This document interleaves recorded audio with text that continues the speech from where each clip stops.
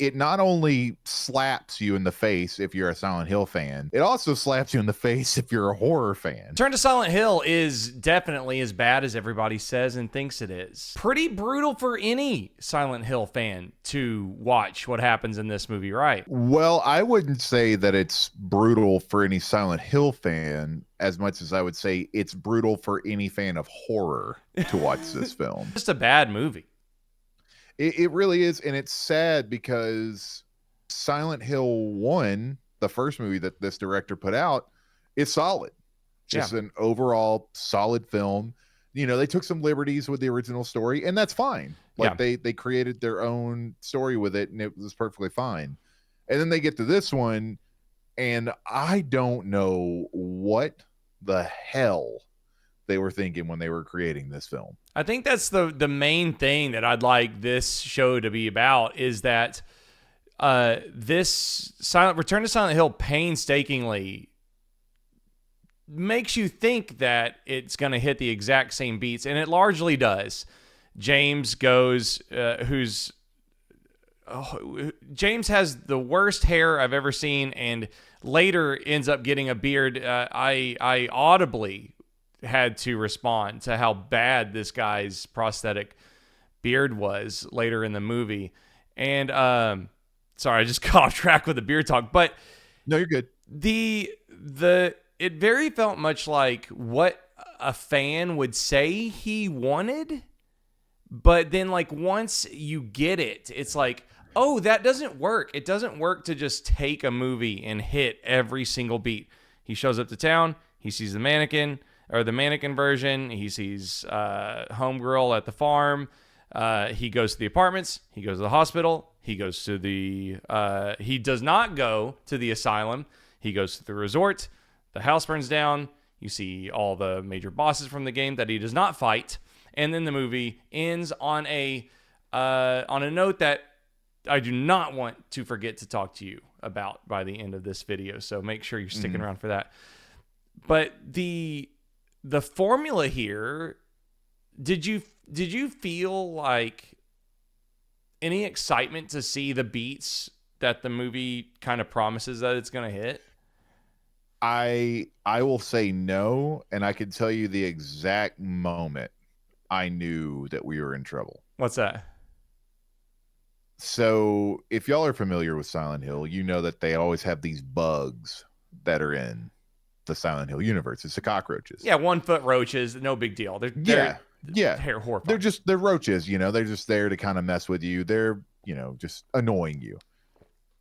For some reason, this movie wants you to know that these cockroaches have like human mouths on the bottom of them, and they are their own little creature, and they do not let up on this. You see this mouth about 8 times. And as I'm watching it, I'm in my head, I'm going, this is going to get so much worse. If this is where we're at right now, I don't even want to know where we're going to go next. It's very strange. It's strange that you say that, because right after the cockroach, we get some moths on a mannequin that look way worse than the cockroaches. And it does. And I think what my thought at that point was, this isn't the kind of movie that anybody is proud to be a part of. This is the kind of movie you take to get some work. Maybe the director and writer is proud of it, but it is like, if they're showing off these roaches with such confidence and pride, and then immediately cut to these moths that look really terrible, and this production design that is so soundstage and so CGI'd out of its mind, it's just like, if they're that proud of the cockroaches, what do they think they're gonna be good at in the rest of the film? And I hate talking that way about artists. It just drives me crazy. Yeah, I feel so bad. I agree. I don't like doing that either. Yeah. But this whole movie feels like, to me, this movie felt like what a new Silent Hill game coming to E3 in like 2005 would have looked like a sizzle trailer. That's what a lot of the special effects look like in this movie to me. You mean if a demo from 25 years ago was shown off today? Yes. Okay. Yeah, for sure. Yeah, Yeah. I completely Like agree. the same style of like graphics and everything. Yeah. And I was hoping that maybe like, okay, it's got a kind of a rough start. Maybe it'll start to get better whenever you have some of the characters that pop in the Silent Hill 2, because Silent Hill 2 has interesting side characters in it. Yes. They have, they have Eddie, you've got Laura, you've got Maria and Martha and Maria. I Yeah. don't know why I always want to call her Yeah. that. But you have all these, like really cool characters. Angela, I think, is the other one. Yeah, I couldn't remember off the top of my head if she's Angela in the game or not. Yeah, I'm pretty sure it is. Yeah. But you have all these characters who also have all this trauma, and they have these backstories that are like kind of fleshed out by you like interacting with them. So James kind of gets all that stuff out of them. So as these characters start showing up, you realize that the writer of this does not give two shits about any of those characters. Yeah, at all. I don't feel like this is not an excuse for the movie. It does not make the movie better, but I do feel like there's an interesting dynamic to casting the actress of Mary as all versions of women that he meets. Like she is Angela, and she's Maria, and she's Mary, and she's also, this demon Mary. And like I do think that that's interesting that like he sees a unified version of his wife as these trauma-laden women. But like it doesn't go anywhere. Like it's almost like a way to save on casting more than it is.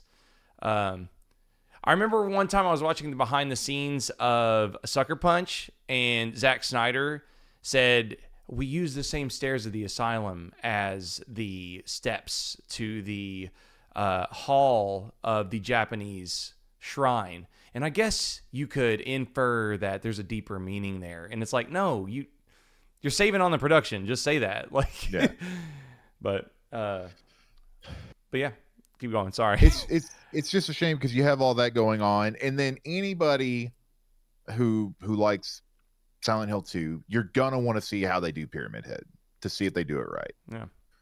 And they don't even do that right in this film. It is so horribly done that it is even hard to explain how badly it's done in this film. I think it's like Pyramid Head is whenever I was looking at all the CG hallways, I was like, if there's anything getting the project of Silent Hill should make you desire, it's to create an amazing production design. And in terms of characters, it's like Pyramid Head is like the one you got to get right. Yeah, and they don't, because he like Pyramid Head's only in this film for 3 minutes, if that. Yeah, it's very short, and it's like he's not very intimidating, and they do this weird thing where they show who's in the helmet, and it's just like, why would you do that? And I was like questioning myself on what I knew about the game. I was like, is James Pyramid Head in the game? I do believe so, yeah. Yeah. If I remember correctly, because like it's a part of his own like trauma and everything, so he's a part of them. Yeah, and and that's like he's combating himself throughout the game, and of course, it's kind of reflected in him as this kind of like sexual aggressor, and also why Angela in the game is like so scared of him, like she probably is all men in the game because of what happened to her. But like to show him in the mask is like really weird to me. It is. It is very weird. Did you feel like Illusion ruined it all? No, I didn't feel anything like that. I just felt kind of like, man, what are y'all doing? It wasn't an illusion ruined. It was more of a anger towards how poorly they did this character. Like it's just, or this monster, like whatever you want to classify it as, it's easily in the top 5 most intimidating villain. Maybe top 3 intimidating wise. If you look behind me, like right there, yeah, like I have one sitting directly behind me at all times. Like that image has stuck with me since I was 10. Yeah, that's around when Silent Hill 2 came out, I would assume. No, I was probably like 14 or 15 when Silent Hill 2 came out. But still, like that image has stuck with me that long. So whenever I see a movie's coming out that's going to have that, I expect them to really bring the heat. If they mess up everything else, at least you can do that right. And they don't. They don't even come close to it. Yeah. And it's just sad, you know, because even if you have somebody new who's jumping into Silent Hill, they get nothing out of it either. Yeah. They just see it as, oh, it's a throwaway character that's only on the screen for like 2 minutes. So that's like a double slap at that point. Yeah. The enemy design is like really frustrating because James doesn't really have to run or deal with any of the enemies. Ironically, the roaches at the beginning that you were talking about was the only time where like it felt like he was in real physical danger. Like Pyramid Head does not really stalk him across the game. The nurses are like a non-issue. He crushes them into powder. I thought they were just going to redo the Silent Hill scene, like verbatim whenever the nurse showed up. So I was glad they did something a little bit different, but there's just there's no sense of danger or that James is existing in any of this physical space. Not to mention this kind of psychological twist that they give us here, right? And James is making calls. There's two story beats here that are just like completely misguided and should drive Silent Hill fans crazy and just confuse horror fans. And that is James's psychosis. He's actually maybe in a bed in a psychiatric ward, and a doctor's been trying to talk to him and explain to him that Maria died. And it just doesn't make any sense. It's just a bunch of... It makes no sense at all, because the movie starts with James being thrown out and calling his doctor. And then he goes to Silent Hill, calls his doctor again, talking to the doctor from Silent Hill. And then it goes to the doctor calling somebody to go check on James. And then nothing for 25 minutes. Yeah. Yeah, and it's like it really just feels like some half-assed thoughts here and there. It does. Tossed into a script. It feels like they had an idea for a Silent Hill movie originally, and then they said, hey, why don't we go ahead and throw in Silent Hill 2 because it's being remade, and let's combine that story we were starting with what we already have with Silent Hill 2. And that's what this feels like to me. It feels like they had an idea that they were originally working on, and then they just went, let's just merge them together. Yeah, maybe. And I think especially, and that brings me to our second point, is Mary's backstory here is just... Yeah. It's really bad. It is. Mary in the film has been assaulted by her father and a bunch of cult worshipers that do satanic rituals underground in Silent Hill, where I guess they like wipe blood and spit all over Mary and lick her body a lot. There's no wounds on her body, but she's covered in blood, and it's all just weird. Yeah. And it's very funny because you get these flashbacks with James and Mary where Mary is clearly in a cult. Like he finds her in a room full of 20 people praying over her with candles lit all over the place. And obviously cultic sigils all over. And he's like, what are you doing in here? And she's like, oh, yeah. And he's like, oh, okay. It's all right. Don't worry about it. And it's all just so overacted. I felt... It is. Just so, a lot of times, like whenever you're reviewing movies, you're like, oh, that'll be fun to record. But like it's like, it's not like I Know What You Did. I Know What You Did Last Summer. It's not like Keeper with Osgood Perkins. It's just like really sad and misguided and kind of embarrassing. It is, and it makes you feel bad as like a fan of the franchise, because you want to see a franchise like Silent Hill come to the screen and be what we all know Silent Hill can be. Yeah. Like, for God's sake, you've got, once again, going back to Pyramid Head, that's just a manifestation of James's guilt and his anger and all that stuff.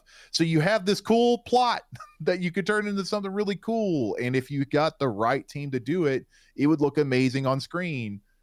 and you never get the right people to get put on it, and it sucks, man. If you have a game that's important like Silent Hill 2, you would figure that you would give it everything you got.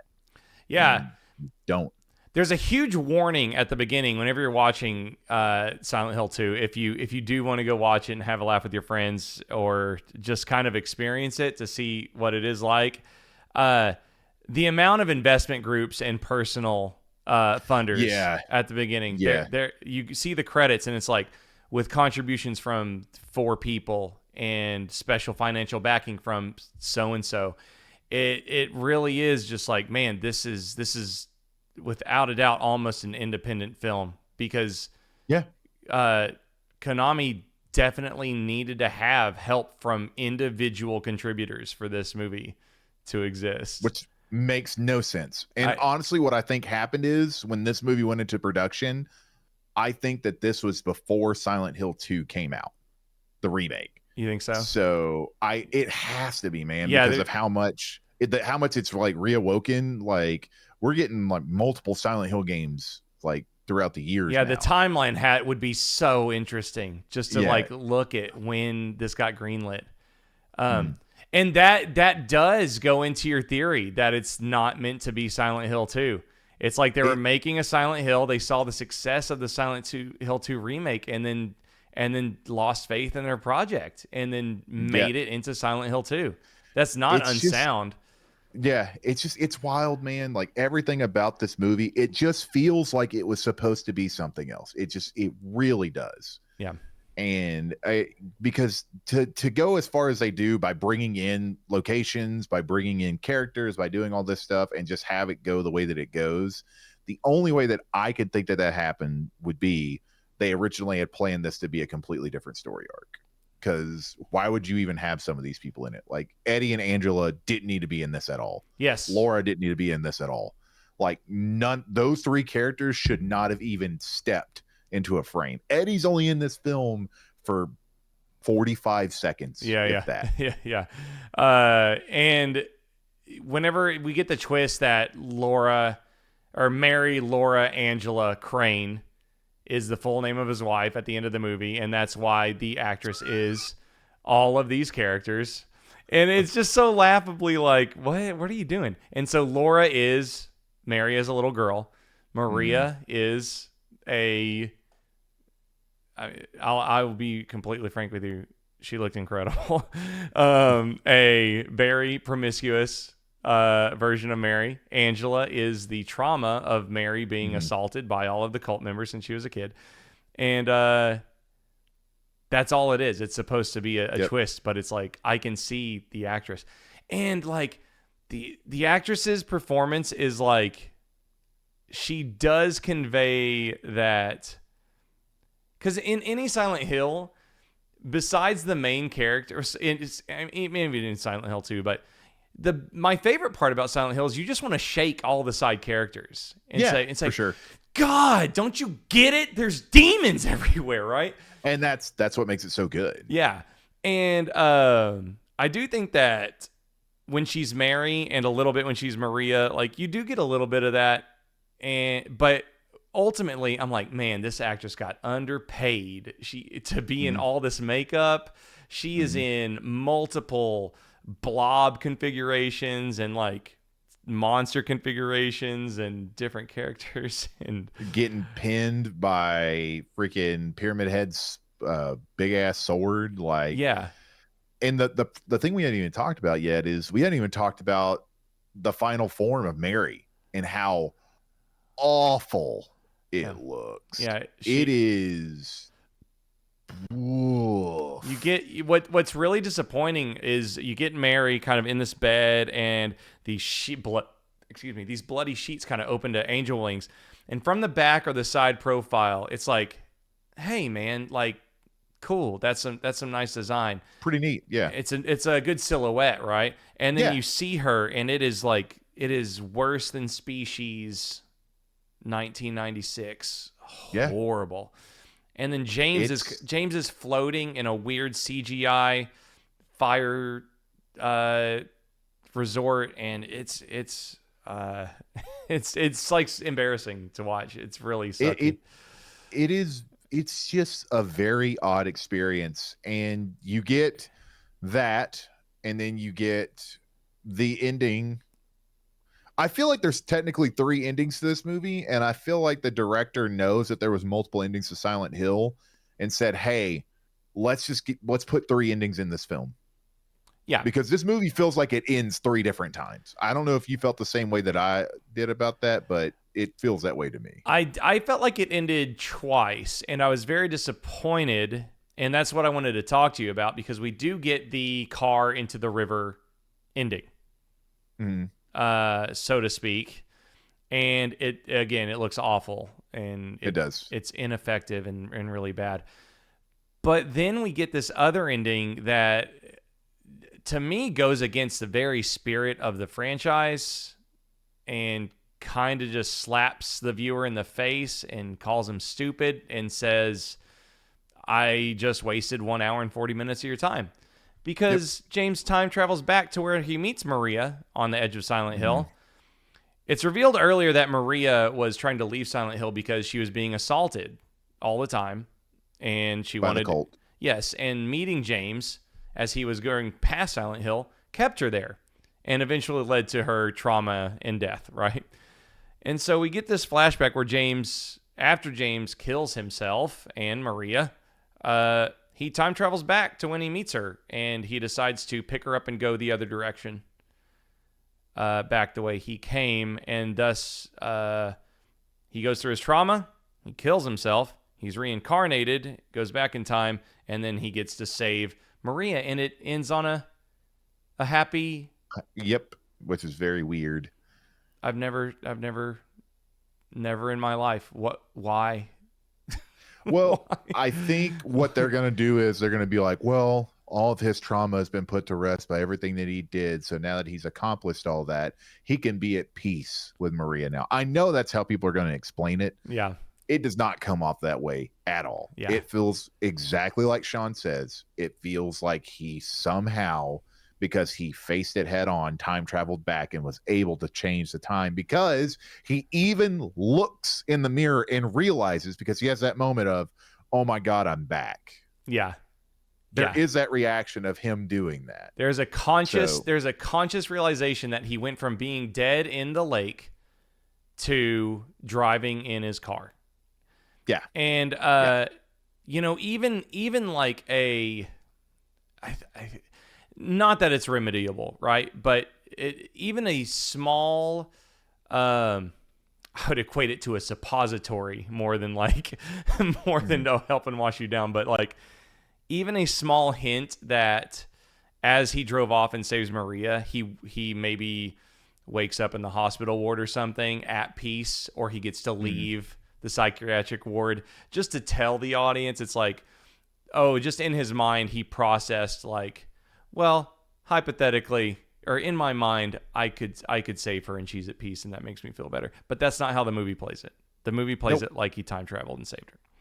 And that's why I think that there's 3 endings to this film, because I consider whenever he goes back into the asylum, whenever he's back into the normal world after the demon Mary puts her hands down her throat. Okay. That was me being like, okay, that's another ending. With about 30 minutes left to go in the movie, you mean? Yes. Yeah.